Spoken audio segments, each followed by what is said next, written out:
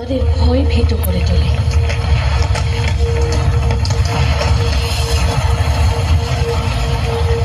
মাতৃবৎসলা আমি তোমাদের এই পরিস্থিতি দেখে অত্যন্ত দুঃখী। পুরাণ শাস্ত্র ইতিহাসের পাতায় তোমরা আমার সৌন্দর্য আর সমৃদ্ধির কতই না মহিমা করেছ।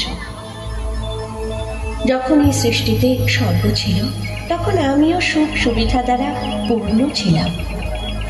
শস্য শ্যামলা ছিলাম, খুশিতে আনন্দে সর্বদাই ভরপুর ছিলাম। কবিরা তাদের কবিতায় আমার গুণগান করেছে, চিত্রকারেরা তাদের চিত্রে আমার সৌন্দর্য প্রকাশ করেছে। সোনা রূপা, মণি মাণিক্য ইত্যাদি মহামূল্য সম্পদে পূর্ণ ছিলাম আমি। কিন্তু কলিযুগে মানুষের অত্যাধিক লোভ আর জনসংখ্যা বিস্ফোরণে বারবার আঘাতে আমি জর্জরিত। ঘর বাড়ি বাজার ইত্যাদি সাজাতে সাজাতে তোমরা আমার গহনা গাছপালা অরণ্য রাজিকে ধ্বংস করেছ। উঁচু অট্টালিকা, সড়ক, বন্দর নির্মাণের জন্য তোমরা কোথাও বানিয়েছ গহ্বর, কোথাও পাহাড়কে করেছ ভূমিসাৎ, আর আমাকে করেছ অন্তঃশাসন। এখন আমি সম্পূর্ণরূপে ভারসাম্য হারিয়ে নিঃস্ব হয়ে গেছি।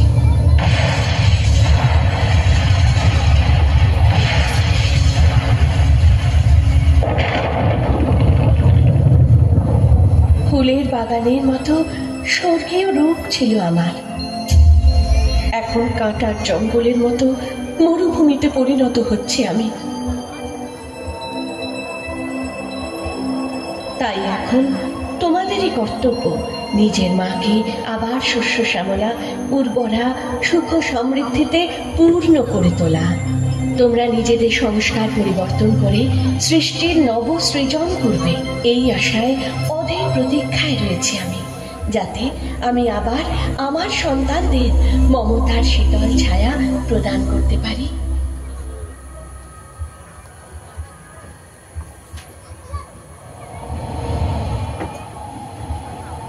সাঁই সাঁই করে এই তীব্র আওয়াজ তোমার মনে হয়তো ভীতির উদ্রেক করছে, কিন্তু ভয় পেও না, এটা আমি তোমার সঙ্গে সবসময় আছি, কখনোই তোমাদের থেকে আলাদা নই। হ্যাঁ, আমি বায়ু।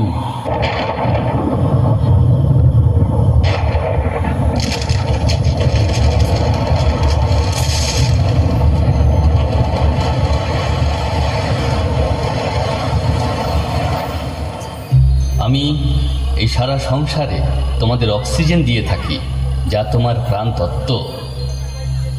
ইন্দ্রিয়ের মাধ্যমে স্পর্শের মধ্যে দিয়ে আমাকে অনুভব করো। আমার প্রবাহের মাধ্যমে ফুলের গন্ধ তুমি প্রাপ্ত হও। আমার স্নেহে গাছপালা, বন, জঙ্গল, বৃক্ষলতা, গুল্ম স্বচ্ছ প্রবাহে প্রফুল্লিত হয়ে ওঠে। তাই তো তোমরা আমাকে পবন দেব রূপে পূজা করো। আমি অদৃশ্য বটে, কিন্তু আমার প্রবাহে সংসার প্রবাহিত হয়। কিন্তু আজ তোমরা আমার পরিবর্তিত রূপটাকে ঘৃণা করছো, কেননা প্রদূষণ তোমার জীবনকে দুর্বিষহ করে তুলেছে। বলতে পারো এই দুর্দশার নিমিত্ত কে? তোমাদের শ্বাস প্রশ্বাসে নির্গত দূষিত বায়ুকে শুদ্ধ করার জন্য প্রকৃতি মাতা গাছপালার রচনা করেছে। উচ্চ অট্টালিকা, সুখ সুবিধার জন্য তুমি প্রকৃতিকে নষ্ট করছো। কল কারখানার ধোঁয়া, গাড়ি ঘোড়ার ধোঁয়া আমাকে নিয়ত দূষিত করছে। শুধু এই নয়, তোমরা আমাকে নিজের স্বার্থে ব্যবহার করছো। তোমরা আমার সখা, আমার বন্ধু। তোমাদের খুশি প্রদান করার জন্যই আমার রচনা। বাস্তবে প্রকৃতির নিয়মের উল্লঙ্ঘন করে মানুষ কর্মভ্রষ্ট হয়েছে। তাই হে মানব, সাবধান হও, জাগো। এই সত্যকে অনুভব করো কি মানুষের মনের মলিনতাই সংসারে মলিনতার বাস্তবিক কারণ। এবার এসো মনের আসরিক প্রবৃত্তিকে নিবৃত্ত করি সংস্কার পরিবর্তনের মধ্য দিয়ে। সংসার পরিবর্তনের এটাই তো সমুচিত সময়।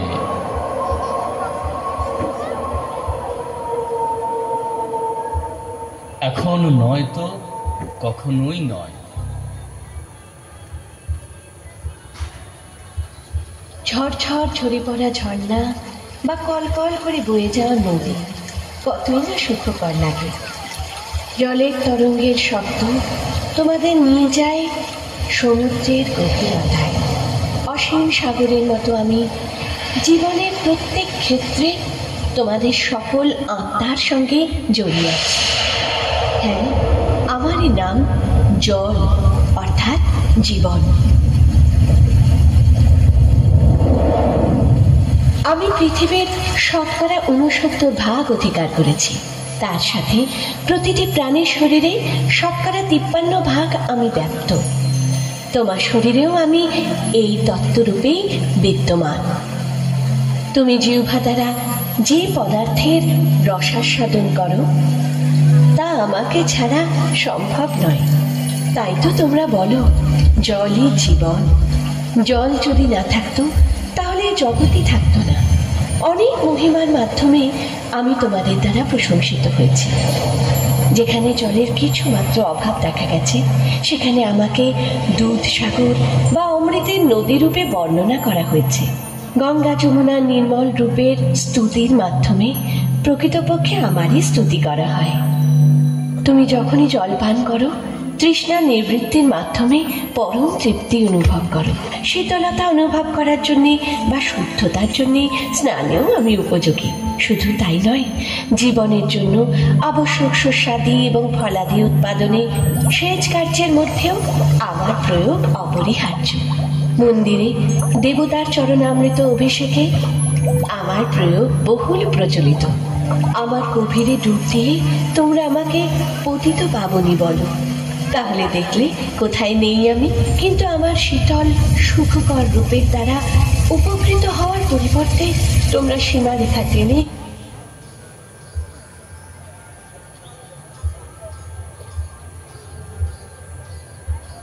বিভাজিত করেছ আমার। জল সমস্যা, জল বিবাদ, লড়াই ঝগড়া এইসবই তো তারই পরিণাম। বিভিন্ন স্থানে বাঁধ দেওয়ায় নিঃসংকোচে জলে আবর্জনা ফেলায় পৃথিবী আজ রুক্ষ মরুভূমিতে পরিণত হচ্ছে। জলাশয় শুকিয়ে নগর স্থাপন পৃথিবী এবং পরিবেশ দুয়েরই ভারসাম্য নষ্ট করছে, যার পরিণতি স্বরূপ তোমাদেরকে সুনামের মতো ভয়ঙ্কর বিপর্যয়ের সম্মুখীন হতে হচ্ছে।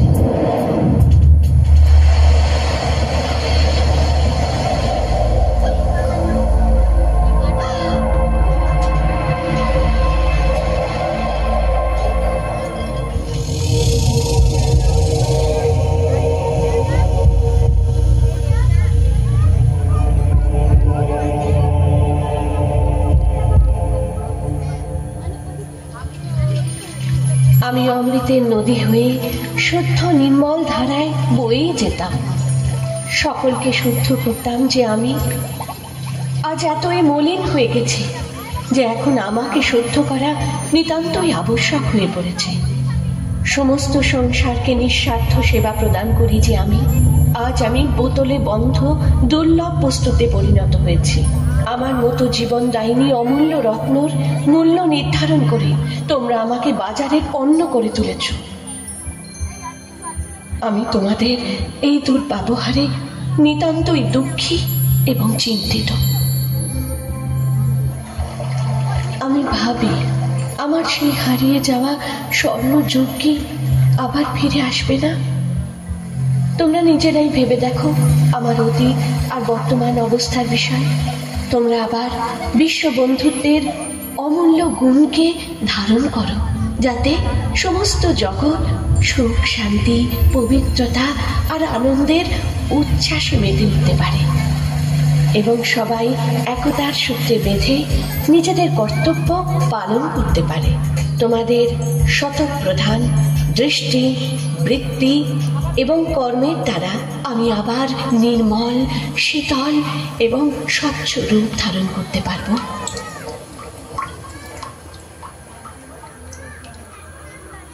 আমার মনে হয় আমার পবিত্র সেবার বিষয়ে নতুন করে কিছু বলার প্রয়োজন নেই।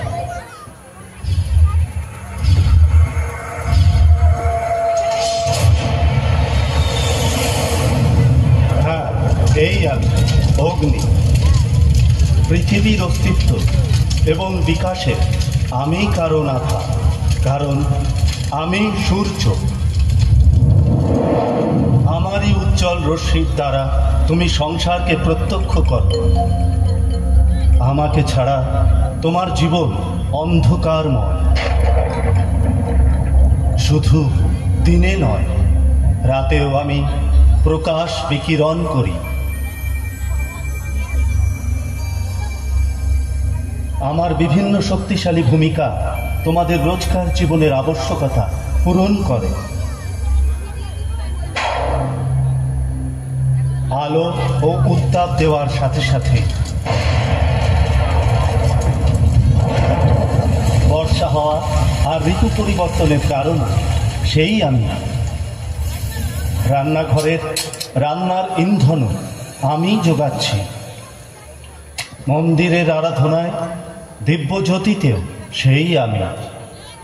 আমারই অগ্নিতে মৃতদেহের দাহ সংস্কার করা হয়।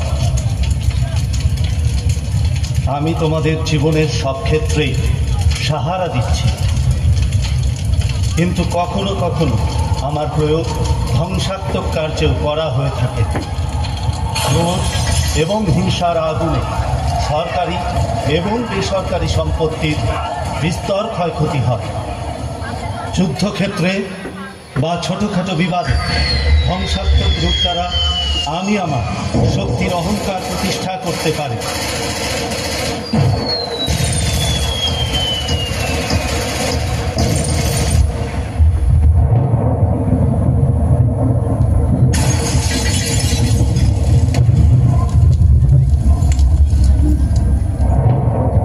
প্রকৃতির বিরুদ্ধে গিয়ে অনৈতিকভাবে আমাকে এমন উত্তপ্ত করেছে যে আজ সেই উত্তাপ প্রাণহানির রূপ ধারণ করেছে।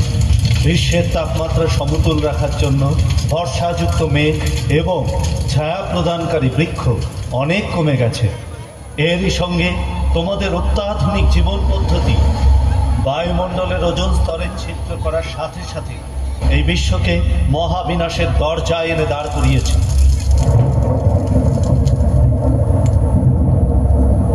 সৃষ্টির শুরুতে আমি ছিলাম শান্ত। এই দিব্য সৃষ্টির যতটা প্রয়োজন ছিল ততটাই উষ্ণতা প্রদান করতাম। আমার থেকে কারো কোনো ক্ষতির আশঙ্কা ছিল না। আমি চিরবসন্ত প্রদান করতাম।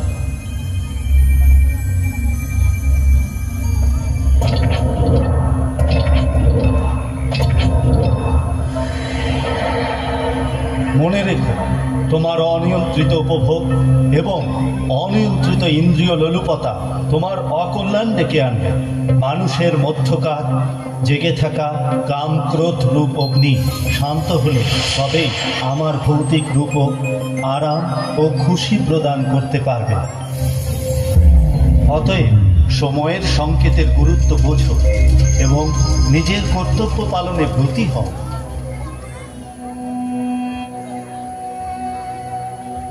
তবে কি মানব সভ্যতা পতনের মুখে দাঁড়িয়ে? হে ঈশ্বর, ক্ষমা করো আমাদের। হে ঈশ্বর, পথ বলে দাও। এই মানব সৃষ্টিকে রক্ষা করো, রক্ষা করো, রক্ষা করো। यदा यदा हि धर्मस्य ग्लानिर्भवति भारत अभ्युत्थानमधर्मस्य तदात्मानं सृजाम्यहम् परित्राणाय साधूनां विनाशाय दुष्कृतां धर्म संस्थापनार्थाय संभवामि युगे युगे। যখন যখন ধর্মের গ্লানি হয় এবং অধর্ম পাপ বৃদ্ধি প্রাপ্ত হয়, তখন তখন সত্য ধর্মের স্থাপনা ও বিশ্বের নবনির্মাণের জন্য আমি পৃথিবীতে অবতীর্ণ হই। আমার এই দিব্য এবং পবিত্র অবতরণের কালকে সঙ্গম যুগ বলা হয়। কলিযুগ এবং সত্যযুগের সঙ্গমের এই সময় অত্যন্ত কল্যাণকারী। গীতার মাধ্যমে প্রদত্ত বচন অনুসারে ভারত ভূমিতে আমার অবতরণ হয়েছে। প্রজাপিতা ব্রহ্মার সাকার মনুষ্যদেহে প্রবিষ্ট এবং সন্নিবিষ্ট হয়ে আমি সহজ গীতা জ্ঞান এবং রাজযোগ দ্বারা তোমাদের পবিত্র করার মহান কার্যে রত আছি। এখন তুমি দেহ এবং দেহের সমস্ত সম্বন্ধকে ভুলে নিজেকে আত্মা নিশ্চয় করে আমাকে পরমপিতা পরমাত্মাকে স্মরণ করো। তাই হলো রাজযোগ, যার দ্বারা তোমার জন্ম জন্মান্তরের বিকর্ম দগ্ধ হবে এবং তুমি সর্বগুণ ও সর্বশক্তি দ্বারা সম্পন্ন হয়ে উঠবে। মনে রেখো, প্রকৃতির পঞ্চতত্ত্ব তোমার এই সম্পন্নতার জন্য প্রতীক্ষা করে আছে। হে আমার প্রিয় সন্তান, আমি সেই যাকে তুমি অনেক কাল ধরে খুঁজছো। আমি তোমার অনাদি পিতা। আমি কি, কেমন তা উত্তম রূপে চিনে নাও এবং আমার শ্রীমত অনুসরণ করো, যাতে তুমি আসন্ন স্বর্ণযুগে অনেক জন্মের শ্রেষ্ঠ ভাগ্য লাভ করো। ওম শান্তি শান্তি শান্তি।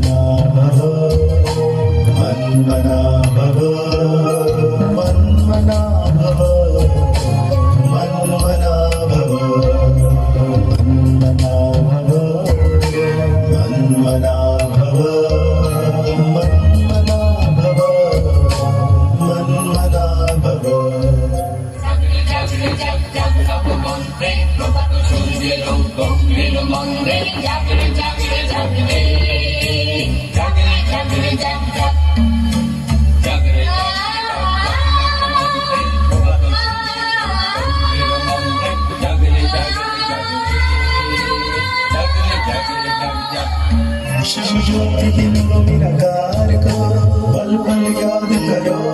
शिव ज्योति बिंदु निराकार को पल पल याद करो। शिव ज्योति बिंदु निराकार को पल पल याद करो। शिव ज्योति बिंदु निराकार को पल पल याद करो।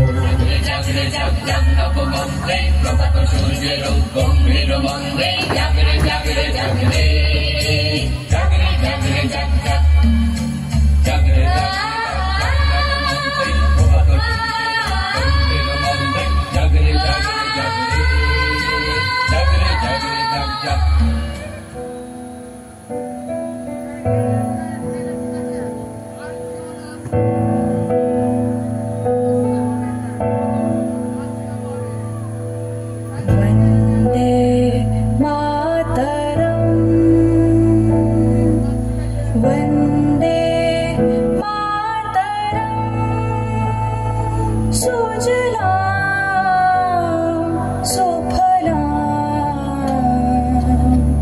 मालय च शीतला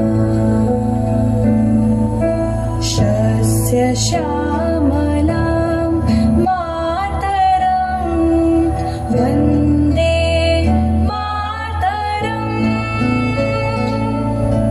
शुभ्रज्योत्स्ना पुलकितयामिनी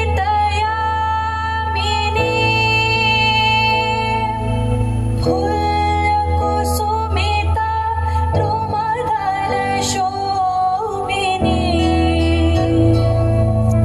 सुहासिनी सुमधुरभाषिणी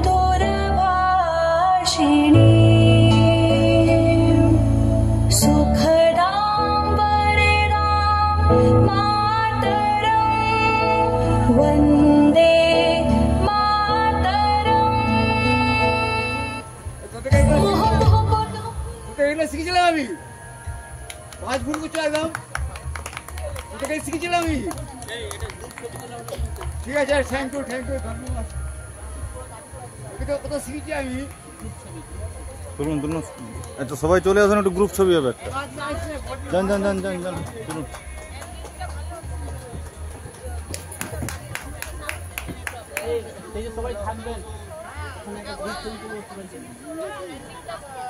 দিদি থাকবে, দিদিকে নিয়ে যান, গাইড করুন।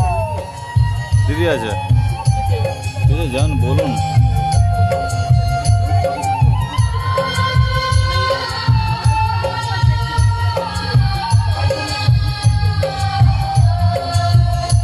যতজন বাচ্চারা কালচারাল প্রোগ্রামে অংশগ্রহণ করেছিল সবাই স্টেজে এসে, যতজনই মঞ্চে নৃত্য পরিবেশন করেছে প্রত্যেকেই স্টেজে আসবে,